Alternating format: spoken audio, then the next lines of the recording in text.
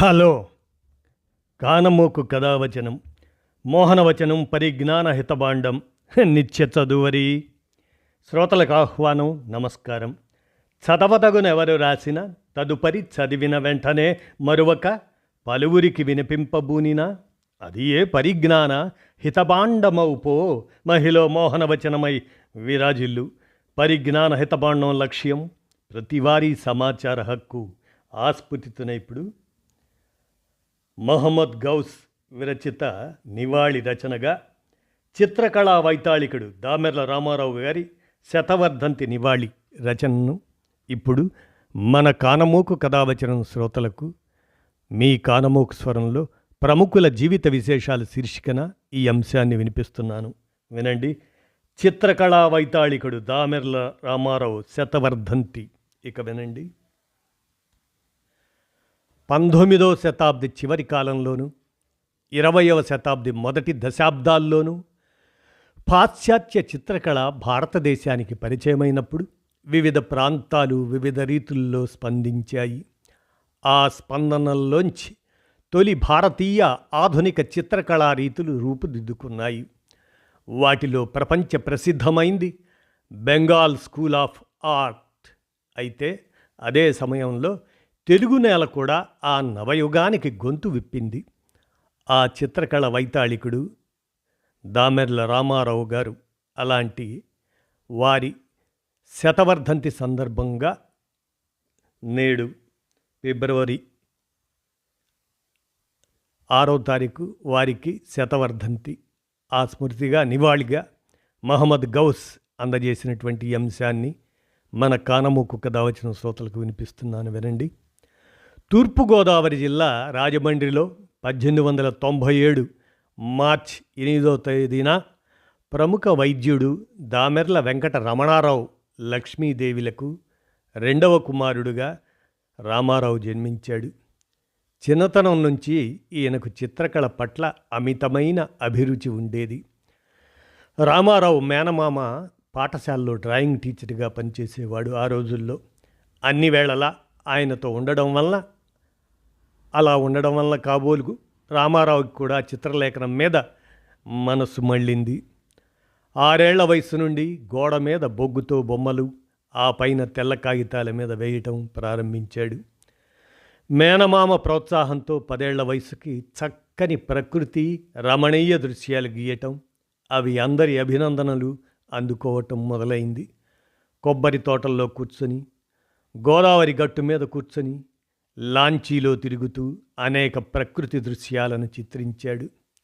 ఆ రోజుల్లో రాజమండ్రిలోని ఆర్ట్స్ కాలేజీలో ఆస్వాల్డ్ కూల్డ్రే అనే ఆంగ్లేయుడు ప్రిన్సిపాల్గా ఉండేవాడు. ఆయన గొప్ప కవి, చిత్రకారుడు కూడా.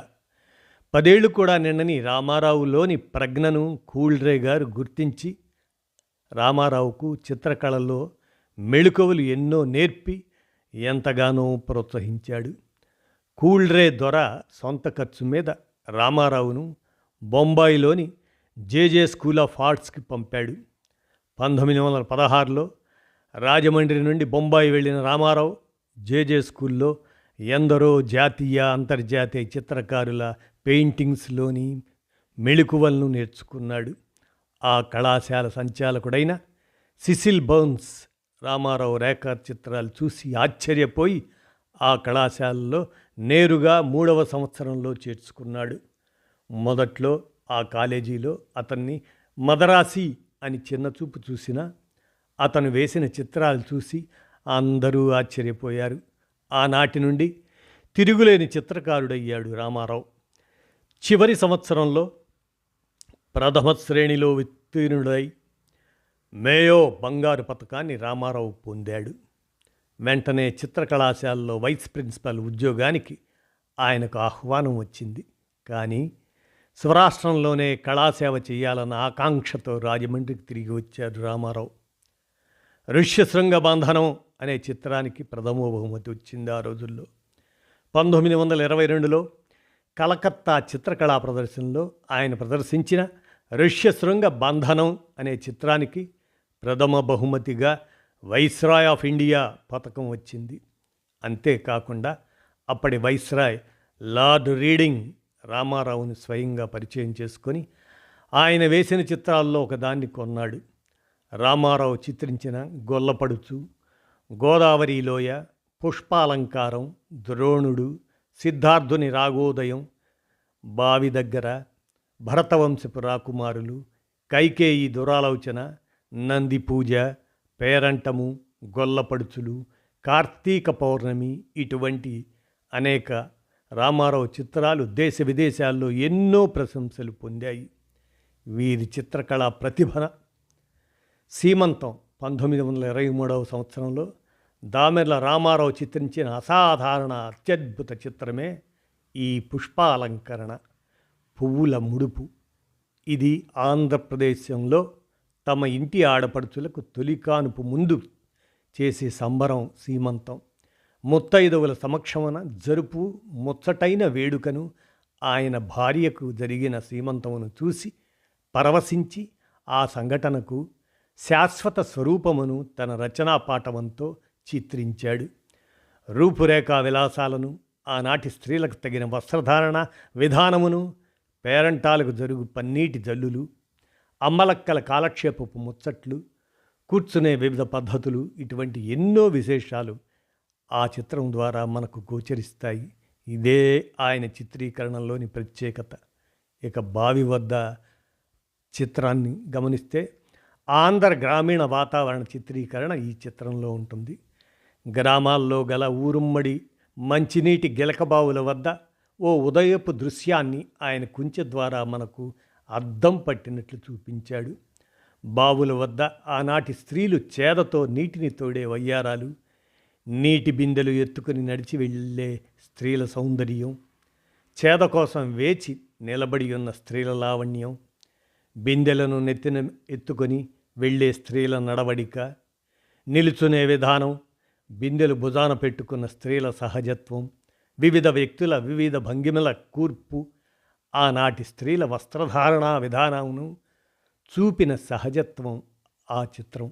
ఆ నూతి వెనుక అదే బావి, దాని ప్రకృతి యొక్క దివ్యత్వం చూసిన కన్నులకు రసానందం కలిగించు అద్వితీయ కళా సృష్టి ఆ చిత్రం. విశ్వవిఖ్యాత చిత్రకారులతో సరితూగగల ప్రతిభ, నైపుణ్యం దామెర్ల రామారావు గారిదే అని నిరూపించే చిత్రం అది. ఆయన గీసిన చిత్రాలు బరోడా మహారాజు వంటి రాజులు, సంస్థానాధీశులను అబ్బురపరిచాయి. వారు అతన్ని తమ ఆస్థానాలకు పిలిపించుకొని ఘనంగా సత్కరించారు. కలకత్తా, బొంబాయి వంటి మహానగరాల్లో జరిగిన బ్రిటిష్ ఎంపైర్ ప్రదర్శనశాలల్లో దామెర్ల చిత్రాలను చూసి విదేశీయులు విస్తుపోయారు. ఆ బొమ్మలను 1 సంవత్సరం పాటు అక్కడి గ్యాలరీస్లో ఆయన బొమ్మలు ఉంచారంటే అతని చిత్రకళా ప్రతిభకు తార్కాణం ఆ ప్రదర్శన. దామెర్ల రామారావు ఆర్ట్ గ్యాలరీ 1923లో రామారావు రాజమండ్రిలో ఒక చిత్రకళా పాఠశాలను స్థాపించి అనేక మంది యువకులకు శిక్షణను ఇచ్చాడు. అతడు చిత్రించిన నగ్న చిత్రాలు, నకుల అనే మహిళ మరియు భారతీయ మహిళల నగ్న చిత్రాలను చిత్రించిన తొలి కళాకారుల్లో రామారావు ఒకడు. సిద్ధార్థ రాగోదయం, పుష్పాలంకరణ, కార్తీక పౌర్ణమి అటువంటి ప్రసిద్ధి చెందిన కొన్ని చిత్రాలు ఢిల్లీ, ముంబై, కలకత్తా, అలాగే లండన్ మరియు టొరంటోల్లో అక్కడ మాత్రమే కాకుండా బహుమతులు గెలుచుకున్నాయి. ఇక 1922లో రామారావు ఇంటికి తిరిగి వచ్చినవా తన అనేక చిత్రాలకు మోడల్గా పనిచేసిన సత్యవాణి అనే కళాకారిని వివాహం చేసుకున్నారు. అతను స్కూల్ ఆఫ్ ఆర్ట్ మరియు ఆంధ్ర సొసైటీ ఆఫ్ ఇండియన్ ఆర్ట్లను ప్రారంభించాడు. అతని అన్ని కార్యకలాపాల్లో అతని భార్య సత్యవాణి, సోదరి బుచ్చి కుర్నమ్మ కళాకారిణి మరియు అతని కళాకారుడి స్నేహితులు వరాల వెంకటరత్నం మరియు శ్యామలేర సత్యనారాయణ అతనికి సహాయం చేశారు. ఆ రోజుల్లో 1922 నుంచి 25 సంవత్సరాలు రామారావు గారి జీవితంలో అత్యంత ఫలవంతమైన సంవత్సరం. అతను అసాధారణమైన వేగంతో, అద్భుతమైన నాణ్యతతో చిత్రాలను చిత్రించాడు. 1923-24 ఆ సంవత్సరాల సమయంలో అతను బ్రిటిష్ ఎంపైర్ ఎగ్జిబిషన్ విన్బ్లే మరియు కెనడియన్ నేషనల్ ఎగ్జిబిషన్ టొరంటోలో తన చిత్రాలను ప్రదర్శించే గౌరవాన్ని పొందాడు. Andhra society of Indian art స్థాపకుడుగా ఆంధ్ర సొసైటీ ఆఫ్ ఇండియన్ ఆర్ట్ని స్థాపించి ద్విగుణీకృతమైన తపనతో చిత్రరచన చేయటం మొదలుపెట్టాడు. ఉదయం వ్యాయామం, 12 గంటల వరకు చిత్రరచన, భోజనం, 1 గంట విశ్రాంతి, తిరిగి సాయంత్రం వరకు చిత్రరచన, గోదావరి తీర విహారం, సాయం సమయం వ్యాయామం, భోజనం, గ్రంథపఠనం. ఇది రామారావు దినచర్య. ఎటువంటి దుర్వ్యసనాలు లేవు. నిరాడంబర జీవితం. అయితే దామెర్ల రామారావు ఆరోగ్యం చిన్నతనం నుండి అంతంత మాత్రంగానే ఉండేది. బక్కపలసని శరీరం, ఏదేదో తెలియని నలత వస్తుండేది. అయినా కళను వదలలేదు ఆయన.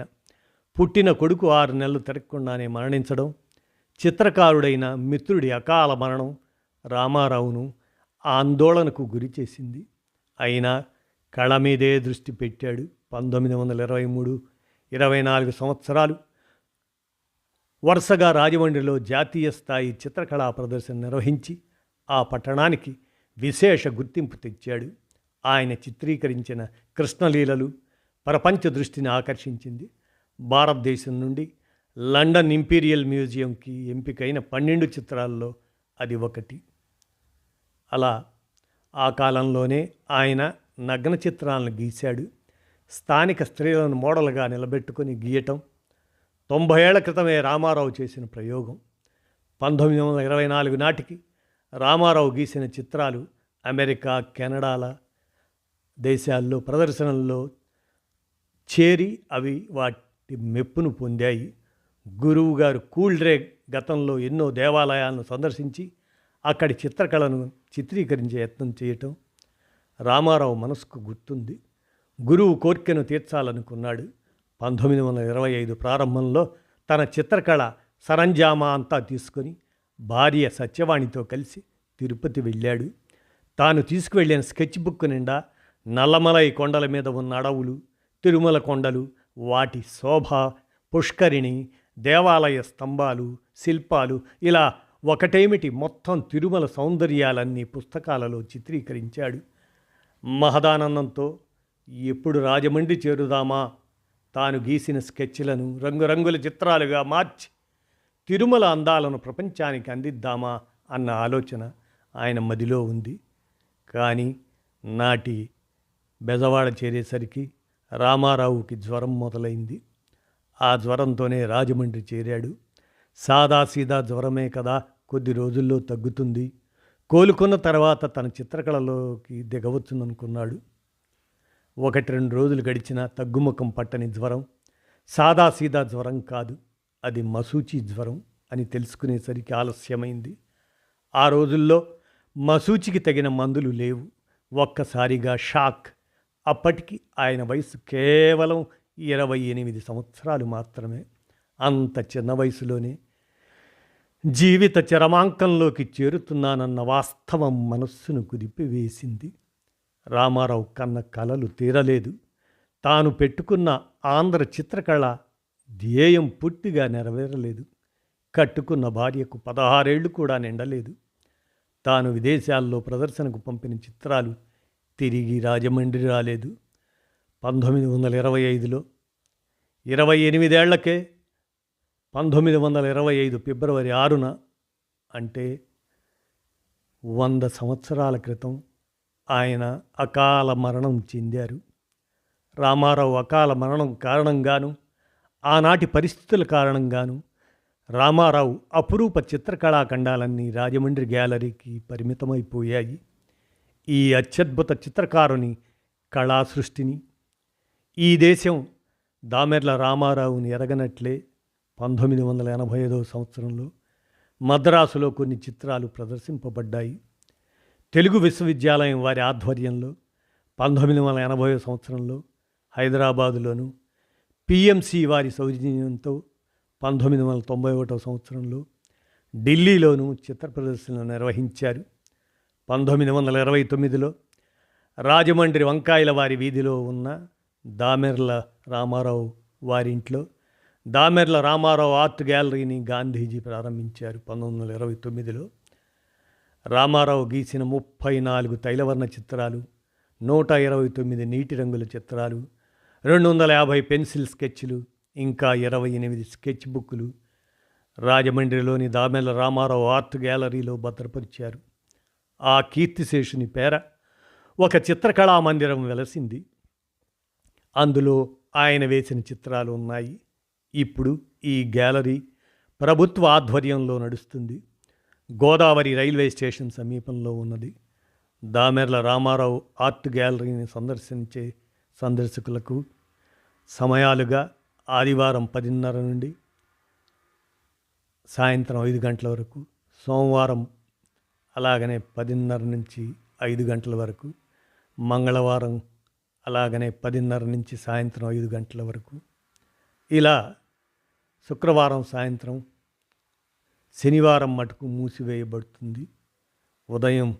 ప్రతి ఉదయం 10:30 నుంచి సాయంత్రం 5 గంటల వరకు ఆ ఆర్ట్ గ్యాలరీ సందర్శించే అవకాశం చిత్రకళాభిమానులకు లభిస్తుంది.